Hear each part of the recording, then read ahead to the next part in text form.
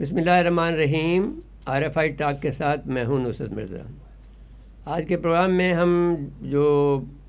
پلوامہ کا ذکر کریں گے، لیکن سب سے زیادہ جو اہم بات ہے وہ ایک آج ڈارکسٹ ڈے ہے کشمیر کے سلسلے میں پاکستان کے حوالے سے۔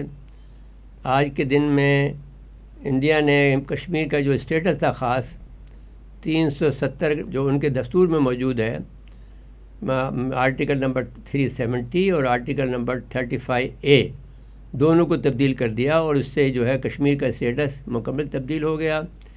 جب معاہدہ ہوا تھا کشمیر کے مہاراجہ کے ساتھ میں، اگرچہ وہ انڈیا کے ساتھ میں شامل ہو گیا تھا، تو اس وقت یہ شکیں شامل کی گئی تھی کہ کشمیر کا جو خصوصی اسٹیٹس ہوگا، یہاں کے یہ ایک قسم کا سیمی یعنی گورنمنٹ ہوگی، اور یہاں پر یہ آزاد ہوں گے اور اپنی حکومتیں اپنی مرضی کے مطابق چلائیں گے۔ تو 370 کا جو کلاس تھی انڈیا کے دستور کی، اس میں یہ کلاس کو ختم کر دیا۔ پھر اس کا جو دوسری کلاس تھی 35A، اس کے تحت یہ تھا کہ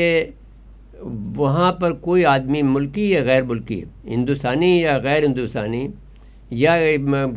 کوئی عرب ممالک کا یا امریکہ کا، وہاں پر کوئی ملکیت نہیں خرید سکتا، وہاں زمین نہیں خرید سکتا، وہاں پر کوئی فیکٹری نہیں بنا سکتا، وہ بھی انہوں نے ختم کر دیا۔ اب اس کے پیچھے جو بیک گراؤنڈ ہے، یہ کس تناظر میں ہوا، وہ یہ ہوا کہ جو ایک واقعہ ہوا پلوامہ ایک جگہ ہے، وہاں پر ایک فوجی کانوائے جا رہا تھا، وہ کافی بڑی تعداد میں تھا۔ وہ جو انڈیا کی ریزرو فورس ہے CRC اس کو کہتے ہیں، اس فورس پر ایک 14 فروری 2019 کو پاکستانیوں کو یقین ہے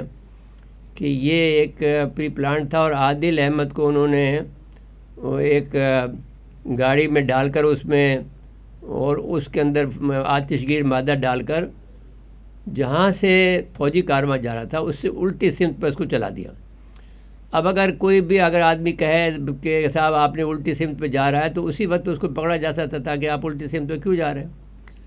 تو نوجوان عادل کو یہ ہے کہ اس کو خام خواہ اس پہ ڈالا گیا، جیسا کہ ان کے والدین کہتے ہیں،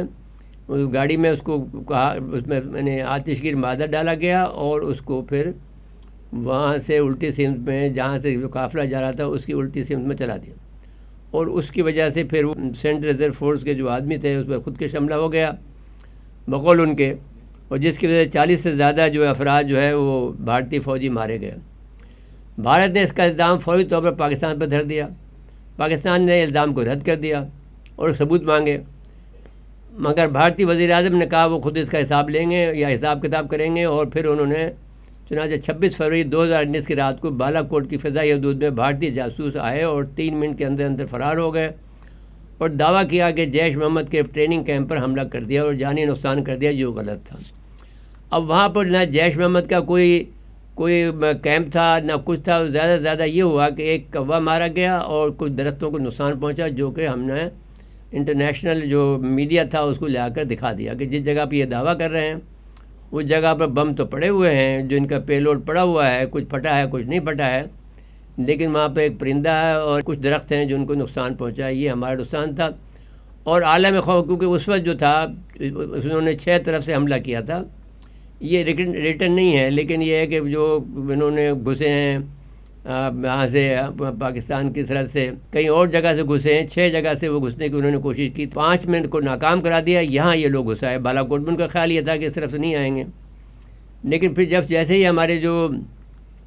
وہاں سے جو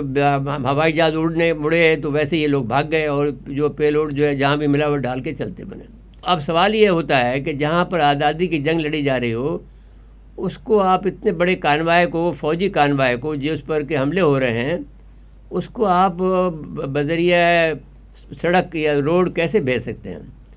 تو وہ غلطی یہ کی کہ انہوں نے کہا کہ ہمیں 5 ہوائی جہاز چاہیے،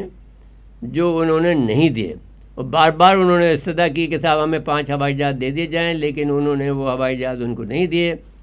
اور یہ کام یہ کرا۔ اس کا یہ مطلب ہوتا ہے کہ یہ بات ایک پری پلان تھا، جو کہ ہم نے یہ بات کی اور بعد میں ثابت بھی ہو گیا۔ اور بات سچی یہ ہے کہ سچ وہ ہے کہ جو کوئی ان کا اپنا آدمی بیان کرے، ان کا اپنا بیان کرے، دشمن ملک کا آدمی بیان کرے۔ ستیہ پال ملک جو ہے اس وقت کشمیر کے گورنر تھے، اور گورنر راج وہاں پر نافذ تھا، اور ستیہ پال ملک کو وہاں پر گورنر بنا دیا تھا، جو کہ اگست 2018 سے متعین ہوئے تھے۔ محبوبہ مفتی کی وہاں وزیر اعلیٰ تھی، ان کو گورنمنٹ کو ہٹایا گیا اور گورنر راج نافذ کر دیا گیا۔ تو ایک گورنر رہے 2018 سے اگست 2018 سے اکتوبر 2000 تک۔